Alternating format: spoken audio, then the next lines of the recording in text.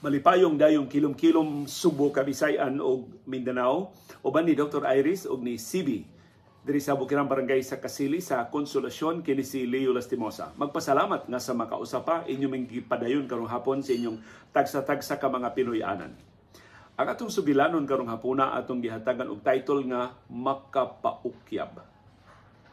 Mga sugilanon ni sa nangaging katuigan nga hangtod karon doon na pagyapoy magsaw-saw unya mura ba og mukuan kahinumdum mo ato nga og mahinumdum ta sa atong kabatanon nga tinuod na hasol kay ta ini mong sugilanon ni ukyab kay pataayo takaayo ni mong sugilanon wa ta ka kita og ebidensya nga tinuod ni mong mga sugilanon pero naapektuhan tang tanan ini mao mga sugilanon. Dili ko magpakaron ingnon nga akong malukop akong mahurot ang tanan sugilanon pero kutob lang sa atong mahinumduman karong hapuna. O tabang na lang sa mong tampo o doon mga detalye nga amo makalimtan. Ang unang sugilanon nga nakapaukyab, ako na hinuduman nakapaukyab pag-ayos mga Subuanon o kasilinganan ng mga lugar. Nahitabo 1991, human sa makalilisa nga baha sa atong silingang syudad sa Ormoc, sa Leyte. Doon ay bantugan nga mga broadcasters, di na lang kung nganlan kay na matay na raba. Nibasa og suwat sa ilang programa sa radyo. Ang ilang programa sa radyo, late night, kanabang humanas mga drama. So, din na sila pasado alas 9. Yung mga ibang ito lang, mga dramaturgo o dramaturga man to, ang mga radio anchors. Kanap ito mga dramaturgo o dramaturga, nga mga veterano na may nakaayo, ipahandol o programa. Kunya ni-click ang ilang programa nga gihandol. So, ang ilang format, anything goes. So ilang format, mag-isgot silang inununan, mag-isgot silang iro, mag-isgot silang politika, mag-isgot sila sa panginabuhi, bisa kung lang. Sa kausa, ilang gibasa ang usa ka suwat, nga ilang giingon, wag gid mi kahibaw tinuod ba gito suwata uha, pero ilang giingon gikan sa usa nila katig paminaw. Ya, may magay sila mabasa, nindot kay suwata ingon. Ang suwat kuno nagkanayon nga ang ilang tigpaminaw dito sa Plaza Independencia. Unya, nakita niya sa Plaza Independencia na bata ba nga luoy itang kaayo, nagkabulingit ang bata. Unya, pura ba og gigutom. So, iya ko nung gibit-bit o saramang kaputos naman eh. Iyang gitunol nga to sa bata. Nata, imo na nita. Ang bata kuno labihan ka mapasalamaton. Pagka dawat kuno sa putos sa mani, murag ni bulingit mangking dagway ang bata, murag kuno ni hayag ang panagway sa bata. Unya, klaro kuno kay tingog sa bata ningon, aron kapalipdan ang imong pamilya. Igabot nimo sa imong balay. Suwati sa ibabaw sa pultahan sa imong Pinoyanan. Ini mo sunod nga mga pong. Higugmaan Dios. Kahadluki ang Dios. Gingon ana nilo pagbasa. Ya tungod sa kabalakas mga Subuanon nga ang baha sa Ormoc ka makalilisan kadaghan nga matay. Sus. Ug tungod sa kapopular niadto mga programa sa radyo, basta pa, sa nisunod nga mga adlaw, hapitan ang pultahan sa kabalayan dinhi Sugbusin, gimarkahan na og higugma ang Dios, kahadluki ang Dios. Ang uban nagbutang og sticker, ang uban nagpintal gyud, gipintalan gyud ang ilang pultahan sa bahay. Ang uban nagbutang og mga karatula. Ang uban nagbutang og kartulina. Ang uban nagbutang og bond paper nga gimarkahang higugmaa ang Dios, kahadluki ang Dios. Hangtod sa nisunod nga mga semana, doon na yung mga chipnis. Nga kana bitang ilang guma ibutang sa luyo para pisik sa lapok kung mag-uwan. Mudguard ba tawagan na? Markahan na nila og higugma ang Dios, kahadluki ang Dios. So, para sa katauhan, wa may mawa nila. Nasuko pag-ayo ang kaparian adto nga mura og nang hadlok ba nga ang Dios ang ayang kahadlukan or na misinterpret ang kay tinuod ba na nga Bible passage ang higugmaan Dios, kahadluki ang Dios, pero dili mo ang context. Dili na pasidaan nga doon, umaabot nga katalagman. Ang Dios dili ang ngayang kahadlukan. Ang Dios ang ngayang higugmaon, ang ngayang mahalon, ang ngayang tahuron, ang itang magmasinugtanon. Mao nay context sa atong pagkamahadlukon sa Dios. Nga mutuman ta sa iyang mga sugo. Dili kay mahadlok ta sa Dios kay pahamtangan tagbaha. Ang ngayang mahadlok sa Dios kay silutan ta niya. But nevertheless, wa man ta magisgot, di man ta motuki sa moralidad o sa kamakiangayon sa mga passage, pero ang context ba? Nga gamayng bata mo disulti o niya ang gisultihan ni suwat gyud atong inilakay nga mga radio anchors, ilang gibasa sila programa, pila ka adlaw human lang nahitabo ang makalilisan nga baha sa Ormoc. So kanang tanang confluence of events o mga circumstances mo ay ambot pila to katuig. Wa man sa kay magdugay, pero haskang dugayang nihupas. Ang mga radio anchors good gibasol naman sila, nangayon na silang pasaylo. Napasayloan na misinterpret ninyo ang among broadcast, ang among ra gyud nang relay ra gyud mi atong sugilanon.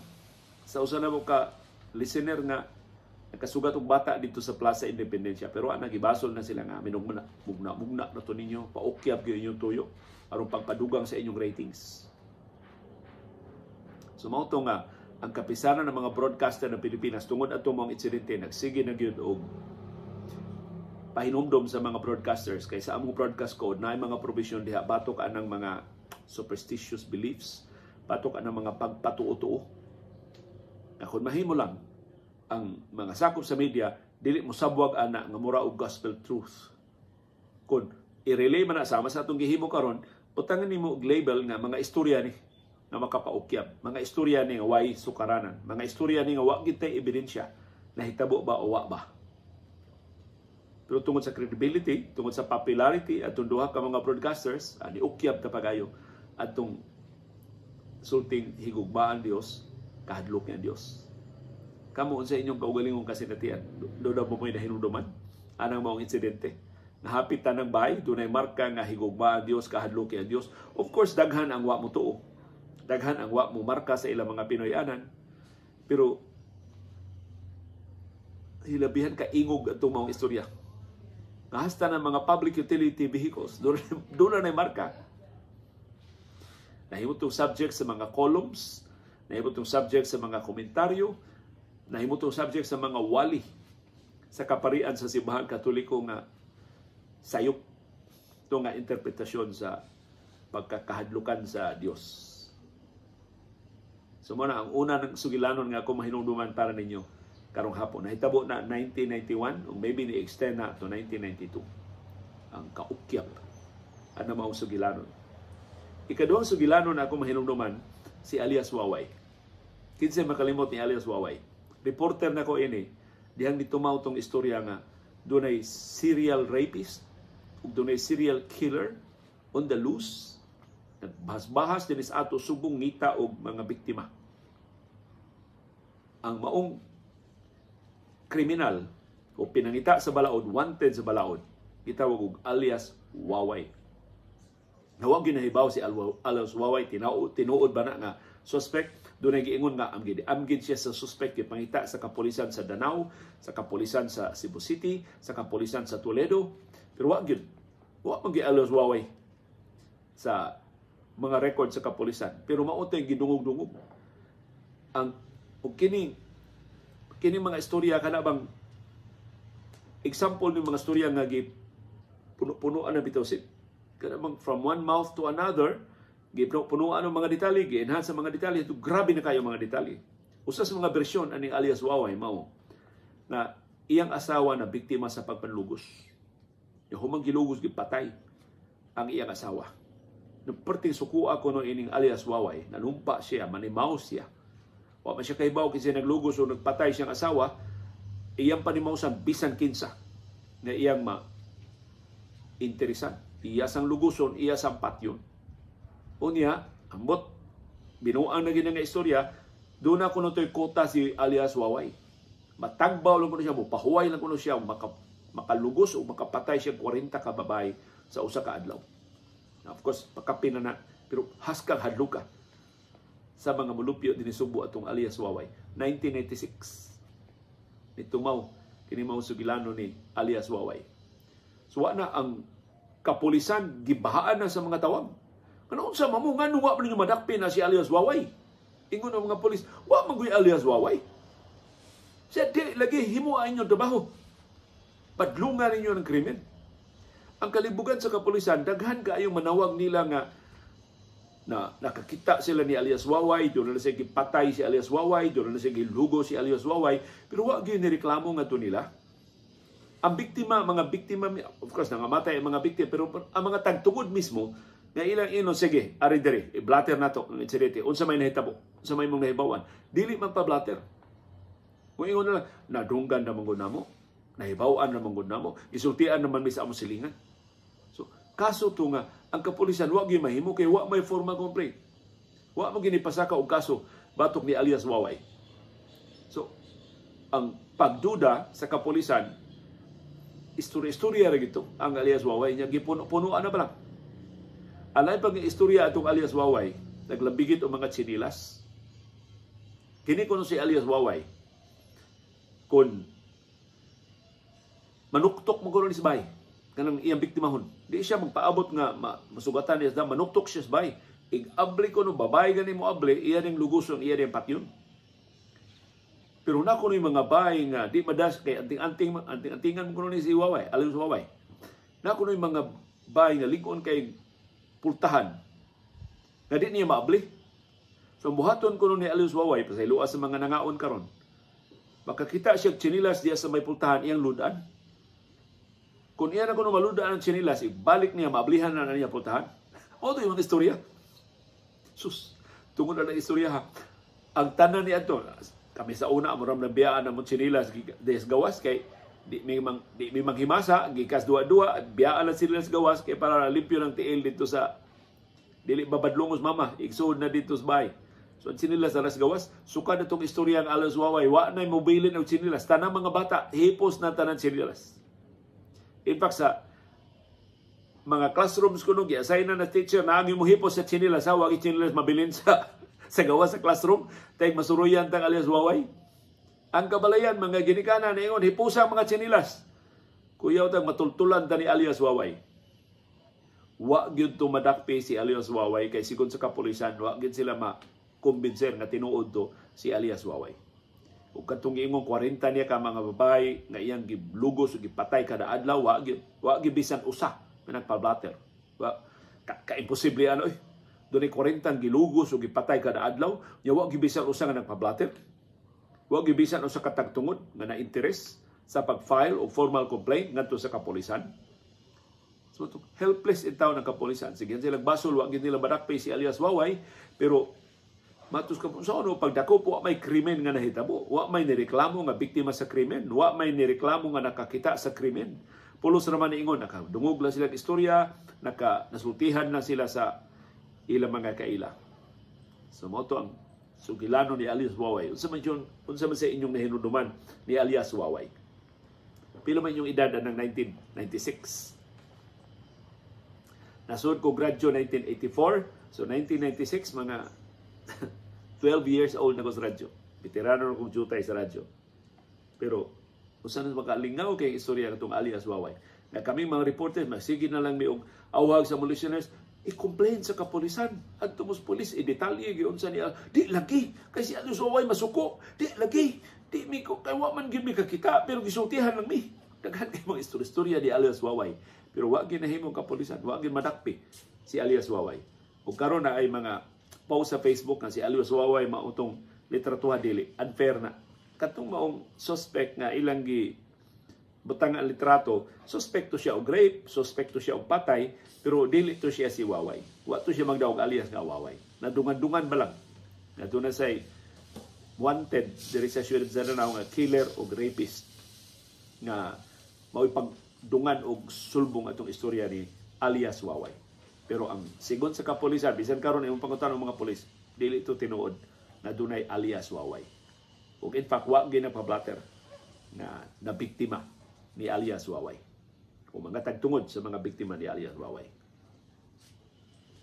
Ikatulong sugilanon nga ako nahinungduman o gusto na kong pakisawaan ninyo karong hapuna. Nining atong sugilanon nga itong kitaytulan og makapaukyab. Kaya nakapaukyab kini mao sugilanon. Katong istorya ni Lone Ranger. Dekada 80 ni. Ang nagsulti na ko ini si Aning Serge Rimonde. Kay sa tanang sakop sa media si Aning Serge Rimonde gikataho nga mao ray naka-interview aning Lone Ranger. Kining Lone Ranger puparin siyang waway nga gipasang ilang rapist. Serial rapist. Daghan ko kay nalugos si Lone Ranger. Pero ang luguson ani ni Lone Ranger mga matrona. Kana bang mga asawa sa labing dato nga mga negosyante dinhi sa Subo. Tunggiling nga gulo kay ni Lone Ranger tiya man gated communities ang iyang gisud. Giunsa niya paglusot ang guardhouse sa mga subdivisions. Giunsa niya pagkatkat ang koral. Tag-as habog kay koral sa mga murag palasyo nga mga Pinoyanan sa labing dato nga mga negosyante dinhi sa Subo. Ang iyang target ang mga asawa. So, labi na kuno ang mga asawa bang hitsuraan. Kanasang arang-arang sa udagway nga mga asawa niya kana mga nagpangidaron o mga late 40s o early 50s mao kuno nay paboritong target atong Lone Ranger. Nya kini kabahin, I'm sure kabahin na lang ni sa urban legend na kadto kuno sa Lone Ranger wa gyud biktima nga nireklamo. Unya sigon sa ang kapulisan sa nisulti ani og si aning Sir Ceremony nagsulti na mo ini. Of course dili mo reklamo ang mga biktima kay mauwaw man sila. Inila man kayo sila sa katilingban, prominent kayo na mga negosyante ang ilang mga bana. In fact, pipilas mga biktima, wa mo paibaw sa ilang mga bana nga nalugusan sila ni Lone Ranger. Plus si Lone Ranger kuno buutan, mao kuno sila ay rason nganong wa mo reklamo ang mga biktima, buutan kuno si Lone Ranger. Human kuno niya lugos sa biktima, talikod siya, wa siya hilabtan. Di niya pasakitan ang biktima, di niya kawaton ang kaptangan sa biktima, di siya mangayo og kwarta, di siya mangayo og alahas. Lugos sa giyang tuyo. Iya lang yung buongon ng kadungganan sa mga matrona dinhi sa Subo. Doon nila yung istorya atong Lone Ranger, nagkadto ko ng Lone Ranger, aktivista to. Kunya nakakita ba siya, o iya ba tong amahan, na biktima og unfair labor practices. Wa tarong ang sweldo, wa tarong og hatag og benepisyo. So nakahukom siya, bawsan ang mga negosyante na nagdaog-daog sa mga anak sa singot din sa Subo, pinagi sa paglugo sa ilang mga asawa. Usa tos mga istorya may tungod ni Lone Ranger. But eventually, sigo ni aning Sir Rimonde, si Lone Ranger tinuod gyud to og eventually nadakpan gyud siya. But of course, wa gyud siya makasuhi bisag nadakpan sa kapulisan kay wa may reklamo. Dunay dungog-dungog si Mrs. So-and-so na biktima at doon sa kapulisan moingon wa sir, wa chip, di na tinuod. Mo-deny man ang mga biktima. Or kung moangkon ang biktima mohangi sa kapulisan, palihog, ayaw. Mauwaw ang among pamilya, mauwaw ang among mga bata. Madaot ang among negosyo. So sila mohangi sa kapulisan, dili mo mukiha, di mo mo-appeal sa kaso. So, way mahimo ang kapulisan. Wa gyud napasakag kaso batok atong Lone Ranger. Pero gikataw na napatay na nato sa Lone Ranger kaysa usa ka engkwentro sa kapulisan mo ring nisukol o napatay. Now, of course, kabahin na sa urban legend nga wa giklaro ang mga detalye ba. Pero nakalahi aning Lone Ranger kay si aning Sir Rimonde ningon naka-interview gid siya ni Lone Ranger. O ang iya lang yun mao nga baos kunotos mga adunahan dinhi sa Subo nga makatilaw sab sila nga mabiktima sila og krimen. Kay kasagaran mga kabusman ug way kabang kaagas kinabuhi ang mga mabiktima sa krimen nga di masulbad. So gusto siya makatilaw sab og mga krimen nga di masulbad. Ang mga adunahan kay baos siya nga mauwaw ang mga biktima, mauwaw ang pamilya nga musulti nga nabiktima sila ni Lone Ranger kay ani ato mga tuiga malugusan ka mura mga tanaw sa katilingban ni mga kuan mangud ka lain masagod kag lihok mura bag ang victim shaming sa una hilabihan pa ka ispiso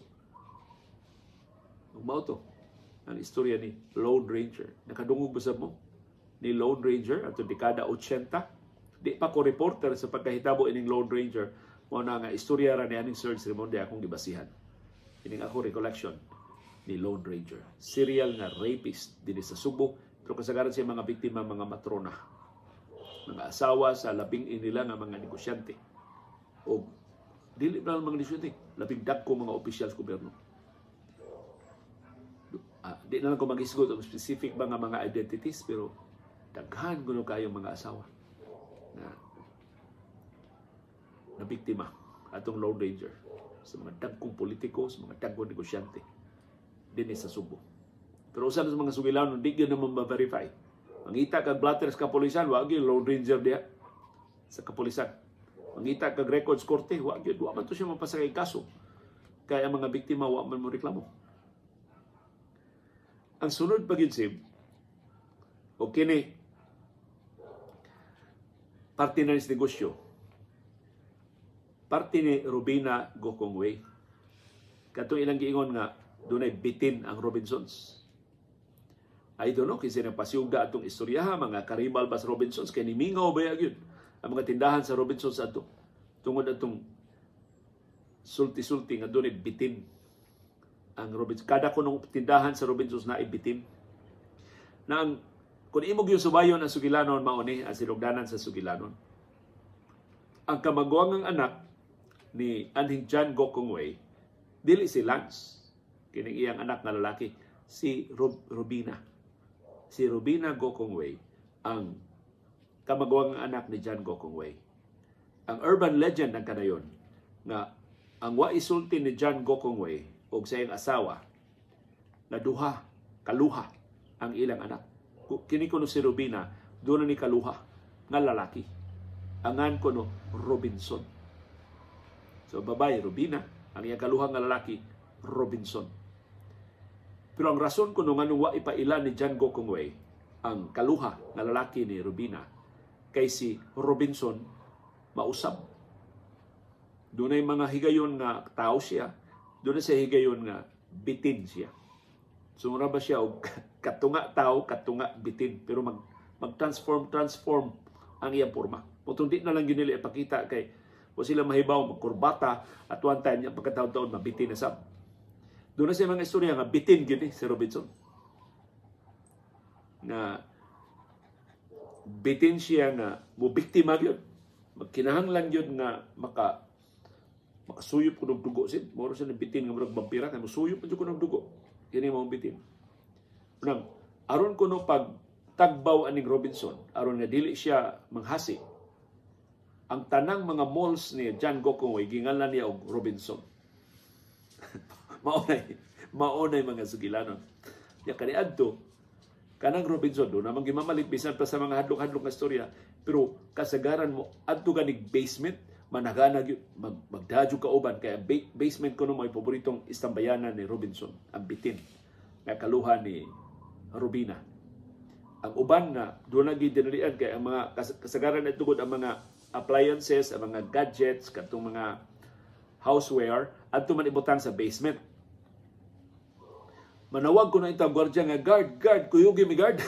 Adto mi sa inyong basement nami palitot, kaniyot ra kayo. Managan na tayo kahuman.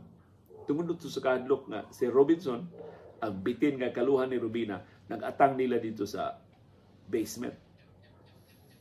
Usahay ko no, anak sa comfort room, sa restroom. So, haska, bisag unsa na lang, okay.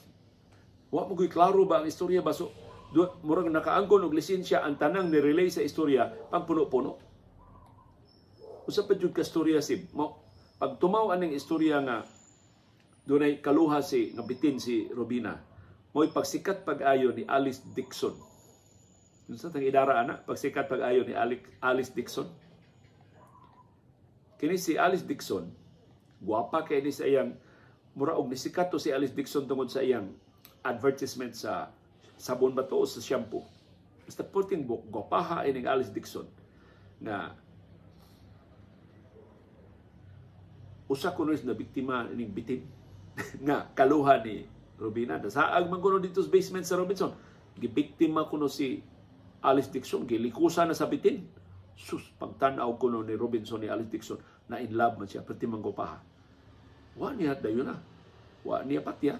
Iyang buhian si Alice Dixon. Ubos sa kondisyon ay nagsaba. Na tinuod ng bitin sa Robinson. Daghan kay itong mga istorya ni Alice Dixon. Karon si Alice Dixon, nagpaila naman nga single mom na siya anak. Pero di niya paila kinsay amahan. Pero ang ako nahibawan ni Alice Dixon, dili ni legend, huhungihong ni, pero murag dunay sukaranan kini maong huhungihong. Si Alice Dixon, nahilambigit sa usa ka dako kayong opisyal sa gobyerno. Nagamhanan kaayo atol sa administrasyon ni sa mga administrasyon na si Gloria Arroyo or Fidel Ramos, Narando or Erap Estrada. Gamhanan kaayo ang maong opisyal sa gobyerno. Dako siyang sakop sa gamhanan kayong sakop sa gabinete. Influential kayo sa administrasyon. E tungod siyang popularidad, eventually nidagan pagka-senador. Wa siya kadaog pagka-senador, pero mautong higayon na gidungog na iyang karelasyon si Alice Dixon. Si Alice Dixon wa kabalibad tungod kay influential kayo among opisyal sa gobyerno. Pero hantod karon, wa si Alice Dixon go di man magpa-interview, dili ba tabian. Di pareha ini uban nga magpasigarbo sa ilang mga conquests. Si Alice Dixon moro peaceful na kayo nga amot na ba siya magpuyo Boracay. Basta sige lang palitrato ni si Alice Dixon Boracay. Ya dura na bata, dura na siya anak. Ang sunod nga sugilanon nga amo pakisawaan ninyo karong hapuna. Ang kondisyon ba ini nato nga inyo sumpayan ha? Kung sa inyong nahibaw-an na mga sugilanon. So, ato na itong biyaan ang si Robina Gokongwei eventually, hamtong na sa Robina Gokongwei karong bago gipangutana siya, unsa man gyud tong itinuod. Unsa man inyong reaksyon ato pamilya nga doon ang bibitin nagibuhi sa inyong mga malls, ingon si Robina Gokongwei, ay totoo yan. Pero yung ahas, ginawa na naming bag, ginawa na naming sapatos. Hila na ko nung ginako mabitin niya, hila lagi himong bag, hila lagi himong sapatos. So, kumidyahan na lang ni Robina Gokongwei. Kaya wala sige dito. Pero, niadtong higayon na, hila bihangad Lucas mga tao. Naapektuhan ang foot traffic sa Robinsons. Niadtong higayon na. Matudaghan kayo nagduda, ipasugdahan to sila mga karibal ng mga tindahan. Aron dili makabuylo ang negosyo sa Robinsons. Ang sunod nga sugilanon, nga mong pakisawaan ninyo, maskaraan pag yun. Nahitabo atong 1930s. Usa ka mayor sa lungsod pas Upon, di pa na Lapu-Lapu, Upon ba'y tawag na, lungsod sa Upon. Gusto niya pasidunggan si Lapu-Lapu. Na mao man gitinuod nga bayani. Wa magilalis, nakapatay man gid siya ni Ferdinand Magellan. Siya mo'y labing unang didaog batok sa mga langyaw nga muulipon unta sa atong nasod. So, giyang gitukurang monumento si Lapu-Lapu diha sa munisipyo sa Upon. Kanang City Hall na himutangan karon sa siyudad sa Lapu-Lapu diha munisipyo. Ang disenyo kunosib sa estatwa ni Lapu-Lapu, original gitong estatwa ni Lapu-Lapu nagdaog pana. Niya iyang pana gipuntirya sa munisipyo. Sus, pagdayon ko nung kahuman sa monumento mga 1937, 1938, 1939.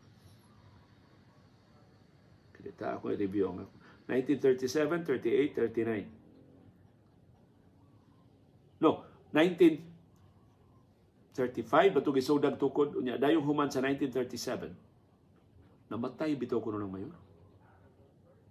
Unya na ani hasa na dokumento kini. Pero wa mahibaw ikon ang pana bang Lapu-Lapu may nakapatay o katubang disenyo sa estatwa monumento may nakapatay. Pero namatay ang mayor nga nagpatukod ang mga monumento nga si Rito de la Serna. Katiguangan ni anhing Gobernador Tingting de la Serna. Mao mang apelyiduha. Si Rito de la Serna, mayor sa Upon atong higayuna, napatukod sa monumento ni bisag tan-aw ninyo mga libros kasaysayan sa Lapu-Lapu. Tinuod ni na namatay si Rito de la Serna while in office. Dayong kahuman sa monumento ni Lapu-Lapu. So pagkamatay ni Rito de la Serna, gipulihan siya siyang pag-umangkod na si Gregorio de la Serna. 1937. Sa samang tuig, pagpulig yung Gregorio de la Serna, patay na sa siya. Pagkamatay ni Gregorio de la Serna, Gipulihan siya ikatulong nga mayor, pating usikag mayor sa upon at tuiga 1937, ang nipuli niya si Simeon Amodia. Dili ni binumao na to, ako ning gilista. Kinaan ni sa history books sa siyudad sa Lapu-Lapu. Sus! Wa pa matapos na tuig 1937, namatay naman sab si Simeon Amodia. Mutong ang nipuli, ikaupat ng mayor nga nipuli, pariente na ni Ferdinand Manyos, si Mariano Di Mataga. Pagpuli gina sa munisipyo pagka 1938 dayon, iyang gipausap ang monumento ni Lapu-Lapu. Imbis pana nga nagtion sa munisipyo mo gida, karon mauna na ang monumento ni Lapu-Lapu, sundang na og taming mo gida ni Lapu-Lapu. Usukan kuno ni ato, wala mayor nga namatay while in office. Diya sa siyudad sa Lapu-Lapu. Kasagaran sa mga mayor sa Lapu-Lapu na namatay, human na sa ilang termino. Pero kadto nung tulo kasunod-sunod nga mayor, duha ka De La Serna ug usa ka Amodia na ngamatay in 1937. Ug ang gipasangilan ang disenyo sa monumento ni Lapu-Lapu. Wa gid ay katinuoran, wa gid ay ebidensya, wa gid nay relasyon, pero nabuhi ang mayor nga nipausab sa disenyo sa monumento nga karon mao nay atong gamit na opisyal nga monumento ni Lapu-Lapu. Kung magpabadlong ang mayor sa Lapu-Lapu, nindot kang ibalik sa itong disenyo na itong suwayang makaduot pa bang pana ni Lapu-Lapu ining kurakot ng mga politiko sa itong bagong panahon?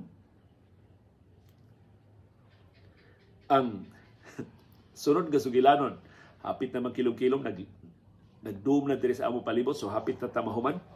Kay adlaw naman itong agdon sibno ni atong mga sugilanon. Sigbin. Sus. Una ginakong programa sa TV sa ABS-CBN katong Banat Bisaya Sulong Mindanao. Mag-simulcast di ato tanang mga estasyon sa regional TV station sa Bisaya sa Mindanao. Nya ako yung angkor diri sa Subo. Akong dawato ng mga reports gikan sa Davao, Cagayan de Oro, Zamboanga, General Santos, guban pa ng mga Cebuano speaking regions sa Visayas ug Mindanao. Usa gyud sa gi-assign akong producer niadto, akong director si Bingo Gonzales, ang news director niadto sa ABS-CBN pagsud nako in 1995. Usa gyud sa labing unang assignment ni Bingo nako, pangitaan nyo na Sigbin. Nako ni Sigbin diya sa South. Sus, niabot mi og Sibunga, niabot mi og Argao, niabot mi og ambot di na lang mi nangabot diya sa South, basta na ako niabot mi Naga, niabot mi Binglanilla, niabot mi Karkar. Ya bukiran na ba kuno mga barangay mapakita mga Sigbin.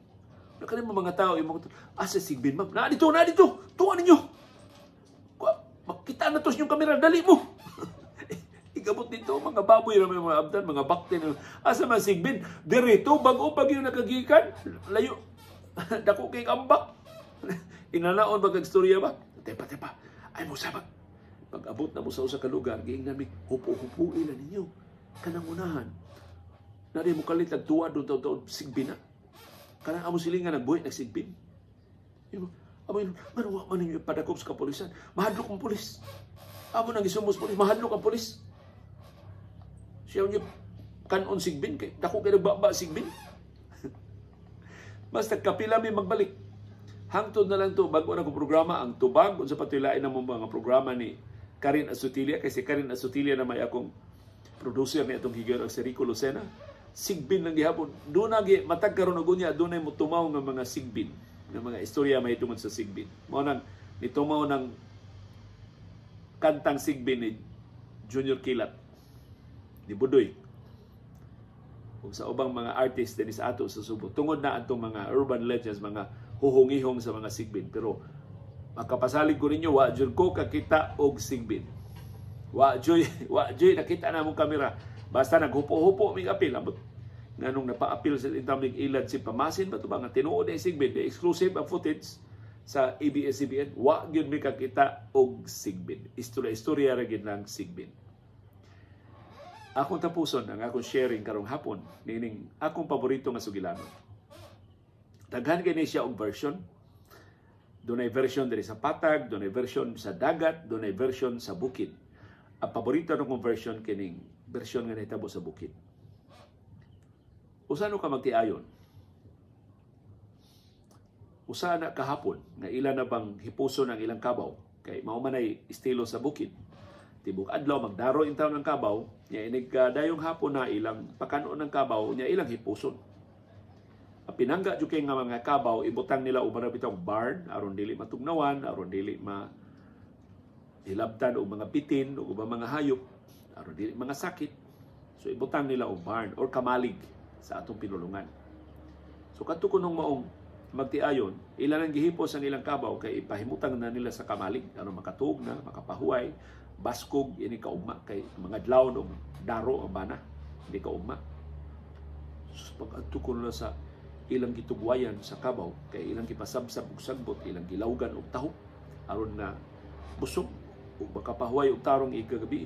Wa naman diyang kabaw. Hastang pisi, wa kay kasagaran ko sa mangawat sa bukid, putlon man pisi. Kana bang dili na nabarbaro ng pisi, tigbaso na ng pisi, putlon na ng pisi, birahon na ang kabaw. So lagi mahibiling pisi. Ito ngayon, wa ginahibiling bisag usan lang kadangaw nga pisi sa higot sa kabaw.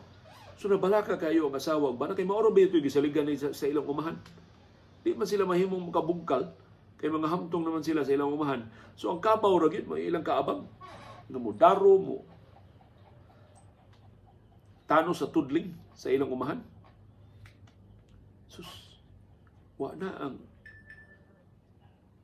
bana, niingon na, ato ko ni kapitan, ako ino na wa atong kabaw, aron nga magpatabang ka ta sa mga tanod. Niingon sa asawa, sus, mga jek ko, sige, ikaw dito, mga jek ko, aron nga, giyahan tang Senyor Santo Niño. Hain na to, tabangan tang Senyor Santo Niño, hain na tong kabaw. So dito siya sa altar kay mangansi na siya ni Senyor Santo Niño kay tanan nilang problema, ilang panglawas, ilang taong kahingawa sa umaabot, ang problema in taon sila mga apo, ang kalisod in taon silang kinabuhi, ilag yung gidangup, ilang mangilaba sila ni Senyor Santo Niño nga tabangin minyo, ikaw ra gyud ang among paglaom. Sus, pag-abot niyang altar, wa man sab ang Senyor Santo Niño. Uy, hain mang Senyor Santo Niño, kinsay ko ang puan karon para makit-an to ka ba? Nawa man sa Senyor Santo Niño. Pwede lang ba? Nawa pang kabaw, nawa ang Senyor Santo Niño. Saan ang kamaldisyon na itong ilang kinabuhi? Hantod nabalik ang bana, huyoy king abaga, wag ginahimo. Ingon ng kapitan, sigihan ng patrolya sa mga tanod, pero wag makitiwa, joy, trace sa atong kabaw. So, ingon ng asawa, sige, gabiin naman. Mga tuog na lang ta, wag tayo mahimong ngiob na. Mga tuog na ta, patabang tas polis na may checkpoint, na may detachment ng kapulisan, pipila ka barangay, gikas silang nahimutangan, mato sila sa mga pulis, may ito mga pulis kay armado gyud, doon mga sakinan, mas kamao nga mo imbestigar, subay hain na ilang kabaw, kasi kawatang kabaw, dito sa ilang bukirang barangay, kung ilang kabaw man gyud ang nawa, niya isang ginamba na nawa sa atong Senyor Santo Niño, hain sa katong Senyor Santo, gihilabtan sa dito, ang kawatan bagas kabaw, gihapit ang Senyor Santo Niño, or lain sa ito ng hilabot sa itong Senyor Santo Niño. Nangatug sila nga na mabalakon kayo. Alas 4 kadlaw, nakamata ang bana kay tungod sa iyang body clock, na mao na to'y higayon in taon nga iyang kuhaon ng kabaw gikas kamalig kay magdaro na sila. So, asawa nagmata, nagtimpla og kape para sa bana, sus, dong unsaon na lang ni atong panginabuhi, wa na tay kabaw. Di ta kaampo kay wa Senyor. Ingon ang bana, ako lang susihon diri sa kamalig. Doon ay bagong mga timaan asa ang kabaw kasi nagkuwas kabaw. So nagda siya Petromax, yung ipasiga yung Petromax. Dito siya kamalig. Pag din yung suits kamalig, niyo na mga kana tingo bus kabaw sip. So tingos kabaw nga. Wala tingos kabaw sip. Ni tingo na kabaw mo bag kana ba mo pangusmos kabaw ba kanang mo nagsimot-simot siyang palibot. Na naman ang kabaw. Na nang kabaw sa kamalig. So, partilipay ba na? Day, niya ng kabaw, day, makadaro, talian ng kapina yung magdaro na ko. So, partilipay sa, mao ba? Di uli ang kabaw? Adi, tiyalig, kita sa mga tanod, gibutang na dali sa itong kamalig, wala na mamukaw na ito, kaya nahasol, dilita mahasol. So, dito lang ba na? Nagkape yun, kay king lawas, ang kabaw, kugihan kayo nga, ni gisakyan sa bana, ato na silang daruhan, kaya ito na may distansya ilang daruhan gikan sa ilang bahay. Sus, ang asawa, nagpasalamat. nang adto na siya sa altar kay magpasalamat siya nga kita ng kabaw. Diya naman Senyor Santo Niño. Wa man ni Senyor Santo Niño gabi. Niya naman Senyor Santo Niño sa altar. So Senyor, salamat kay Senyor. Dili nakatabang jud kanyor pagka balik sa among kabaw niyo. Salamat sa kanyor, balik na kanyor. Giingnan na ni Senyor Santo Niño. Pagkahayag na, ang bana nagsige pa og daro, ang asawa naghikay na sila pamahaw kay para ipolis bana doon na pamahaw. Nakalabay ang ilang kumare. Iyang ginan nga mare. Katalag saon sa hitabo na mo mare. Ano man mare? Nawa nang among kabaw gabi mare. Nya karong butang pagmata ni sa kumbana, na naman ang kabaw na balik na nato na nagdaro na. Ingon ang iyang kumare, mare. Nagkamata sa gugani na mga alas 3 kadlawon kay gialam mo ngawan ko mare ba. So nagmata ko. Nanambo lang ko sa bintana mare. Nakitaan man ako na imong kabaw, mari. Nilabay imong kabaw, gisakyan og bata. Kaya manganikot ako itong inyo tong apo. Nagduwa-duwa sa kabaw diya sa inyo. Wala sa ko magsaba, mari, kay nisuod man sa ng kabaw dito sa inyong kamaling. Gigiyahan man siya bata pa ng kamaling. Nagyabag-yabag pa itong bata, mari. Ako itong gisumbong ninyo, gipukaw na mo. Aron mabadlong itong bata. Pero mura sakop na ito sa inyong pamilya kay ang kabaw, anad man kayo niya. Sus, nahibunga ang asawa. O ba, mari? Kung saan ang orasa, mari, alas 3. Alas 3 ka na, 1 hour before sila ng mata. Sus, ang asawa, tiwas o hikay siya pamahaw, abot ang bana, nakadusingot ito ang bana, papahuay ang kabaw, nahuman na sa ilang daro, kay init na mga adlaw, di na masugakod o sigig daro, namahaw na sila. Banag asawa, sugisuldihan sa asawa, banay ba bagadong? Atong kumari nakakita sa itong kabaw, ganito nung alas 3 kadlaw, di sakit bata. Padung sa itong kabaling. Ingong banag. Nagduda naman ko na istorya haday. So, kuman nilang pamahaw, nanaka sila duha, padung sa altar. Ilang gisusi ang Senyor Santo Niño, sus. Ilang tanaw sa kapa ni Senyor Santo Niño, nagka-amorsiko.